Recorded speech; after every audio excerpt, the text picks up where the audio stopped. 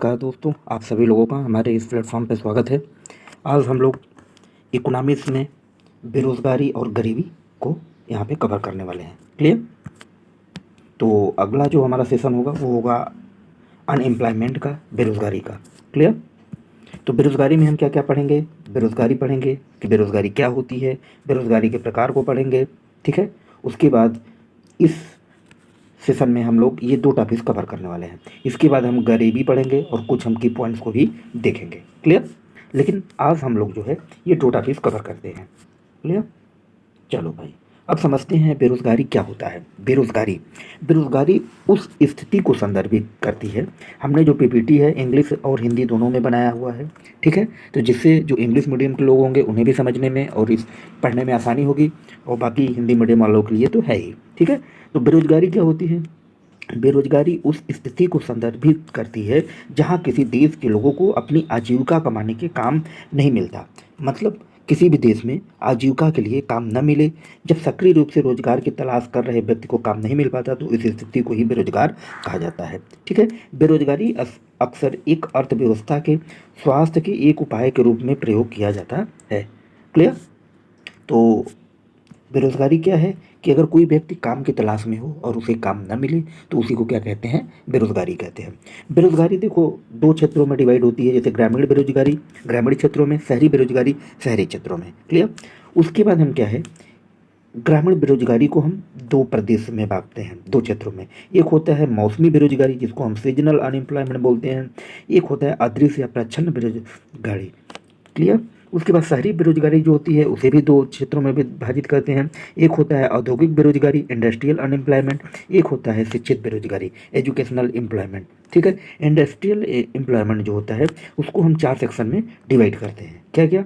एक होता है तकनीकी बेरोजगारी टेक्निकल अनएम्प्लॉयमेंट, घर्षण बेरोजगारी फ्रैक्शन एम्प्लॉयमेंट, उसके बाद होता है चक्रीय बेरोजगारी साइक्लिक अनएम्प्लॉयमेंट, अगला होता है संरचनात्मक बेरोजगारी स्ट्रेचर अनएम्प्लॉयमेंट। क्लियर?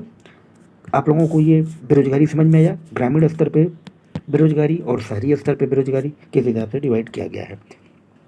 अगली बात हम लोग समझते हैं, काफ़ी इंपॉर्टेंट चीज़ है कि भारत में बेरोजगारी को कौन मानता है।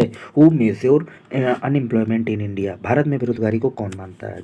तो राष्ट्रीय, याद रखिएगा ये काफ़ी इंपॉर्टेंट है, एग्जाम में काफ़ी पूछा जाता है कि राष्ट्रीय नमूना सर्वेक्षण संगठन जो है NSSO, इसका फुल फॉर्म क्या होगा? राष्ट्रीय नमूना सर्वेक्षण संगठन। इंग्लिश देख लो भाई, national sample survey organisation, NSSO national survey sample organisation. इसकी स्थापना कब हुई थी? 1950 में हुई थी। यही जो है हमारा देश में बेरोजगारी को, भारत में बेरोजगारी को मापता है। इसकी स्थापना कब की गई? 1950 में की गई, और इसकी स्थापना के बाद से यह भारत में रोजगार बेरोजगारी को मापता है। क्लियर? अब अगला हम कुछ इंपॉर्टेंट शब्द भी देख लेते हैं। श्रम एवं भागीदारी दर क्या है, जिसको LFPRF मतलब labour force participation rate, LFRP देख लो, लेबर फोर्स पार्टिसिपेशन रेट। ठीक है, श्रम बल भागीदारी क्या है? जनसंख्या का वह हिस्सा जो या तो काम कर रहा है या काम के लिए उपलब्ध है, उसी को हम क्या बोलते हैं? श्रम बल भागीदारी। क्लियर? आगे हम लोग देखेंगे, बेरोजगारी तब पैदा होती है जब काम करने के इच्छुक मजदूरों को नौकरी नहीं मिल पाती, जिसका अर्थ है कम आर्थिक उत्पादन, जबकि अभी भी उतना ही मात्रा में निर्वाह की आवश्यकता है जितना पहले थी। ठीक है, उच्च बेरोजगारी दर आर्थिक संकट का संकेत है, लेकिन बेरोजगारी की बेहद कम दर एक अत्यधिक गर्म अर्थव्यवस्था का संकेत देती है। बेरोजगारी को घर्षण, चक्रीय संरचना या संस्थागत रूप से वर्गीकृत किया जा सकता है। विभिन्न सरकारी एजेंसियों द्वारा बेरोजगारी के आंकड़े एकत्रित और प्रकाशित किए जाते हैं। किसके द्वारा? सरकारी एजेंसी द्वारा। ठीक है, अब हम बात करते हैं बेरोजगारी, स्वैच्छिक बेरोजगारी। बेरोजगारी का प्रकार हम स्टार्ट करते हैं। तो पहली बेरोजगारी क्या होगी? स्वैच्छिक बेरोजगारी, अपनी इच्छा पे बेरोजगारी। यह स्थिति स्वैच्छिक बेरोजगारी के अंतर्गत आती है, जब किसी श्रमिक को, कोई भी श्रमिक है या कोई व्यक्ति है जो उसकी अपेक्षा के अनुसार काम और वेतन नहीं मिलता है, उसी को हम क्या कहते हैं? स्वैच्छिक बेरोजगारी करते हैं। भाई कोई व्यक्ति है, अगर उसके अनुरूप काम नहीं मिलेगा तो वो काम नहीं करेगा, तो उसे वेतन भी जो उसके अनुरूप नहीं मिलेगा तो भी वो काम नहीं करेगा। तो इस तरह से जो भी व्यक्ति बेरोजगार होते हैं उनको क्या बोलते हैं? स्वैच्छिक बेरोजगारी। क्लियर? उदाहरण के लिए, जब किसी व्यक्ति को अपेक्षित मजदूरी दर नहीं मिलता है तो स्वैच्छिक नौकरी स्वीकार नहीं करने का विकल्प चुनता है। वही बात हमने आप लोगों को बता दिया। क्लियर? आप इसको देख सकते हो। अगला बेरोजगारी होती है फ्रैक्शनल, घर्षण अनएम्प्लॉयमेंट। घर्षण बेरोजगारी क्या होती है? चलो आओ दिखा समझाते हैं घर्षण बेरोजगारी क्या होती है। घर्षण बेरोजगारी तब पैदा होती है जब कोई व्यक्ति नई नौकरी की तलाश करता है। देखो क्या है भाई, इस चीज़ से समझो, जैसे कोई व्यक्ति यहाँ पे काम कर रहा था, अब वो नई नौकरी की तलाश कर रहा है, तो इसी को क्या बोलेंगे, घर्षण बेरोजगारी। ठीक है, समझ में आया, आगे समझेंगे हम लोग। उसके बाद स्टैटिस्टिकल अनएम्प्लॉयमेंट, संरचनात्मक बेरोजगारी। आओ संरचनात्मक बेरोजगारी देखते हैं। संरचनात्मक बेरोजगार अर्थव्यवस्था की संरचना में तकनीकी परिवर्तन के माध्यम से उत्पन्न होती है। मतलब तकनीकी परिवर्तन, जैसे कह सकते हो कोई भी व्यक्ति है जिसको तकनीकी का ज्ञान नहीं था, वो पहले कार्य करता था, लेकिन जैसे आज देखो क्या है कि बहुत कंप्यूटर हर जगह अवेलेबल हो गया, तो बहुत लोगों को नहीं चलाने आता, तो इस कारण वो क्या हो रहे हैं, बाहर हो रहे हैं, उनको काम नहीं मिल पा रहा है।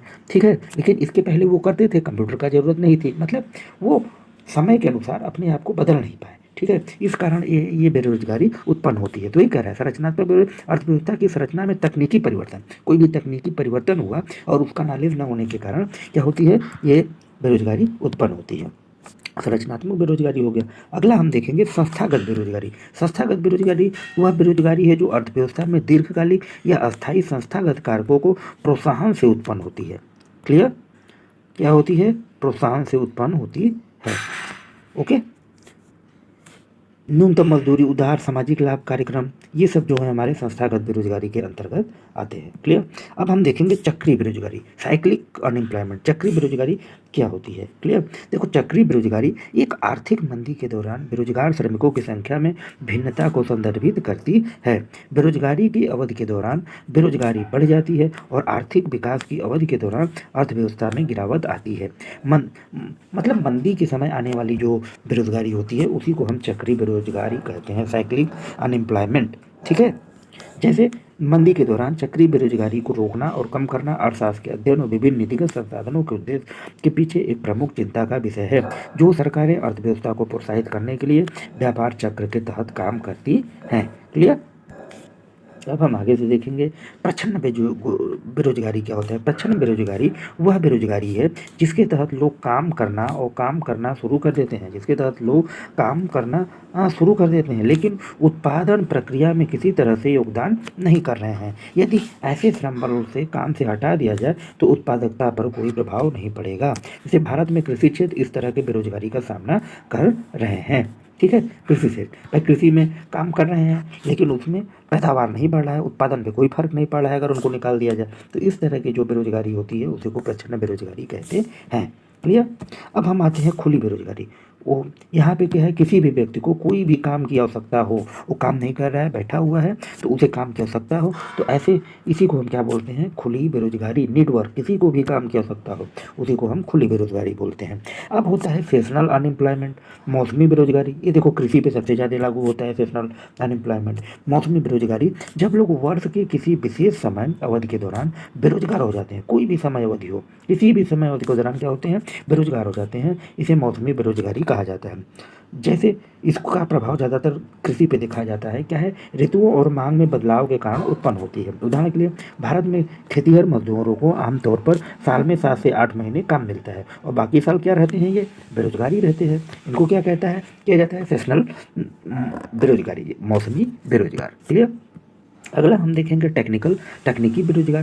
भाई ऐसे व्यक्ति जो तकनीकी अभाव की वजह से बेरोजगार हो उन्हीं को तकनीकी बेरोजगारी कहते हैं। तकनीकी बेरोजगारी तब होती है जब तकनीकी प्रगति के कारण व्यक्ति अपनी नौकरी खो देते हैं। आमतौर पर तकनीकी बेरोजगारी नई मशीनरी की शुरुआत के साथ होती है और इसे अस्थायी या अल्पकालिक अवधि कहा जाता है। क्लियर, तो ये रहे सारे हमारे आज रहा बेरोजगारी जो हमने बेसिक से बताया।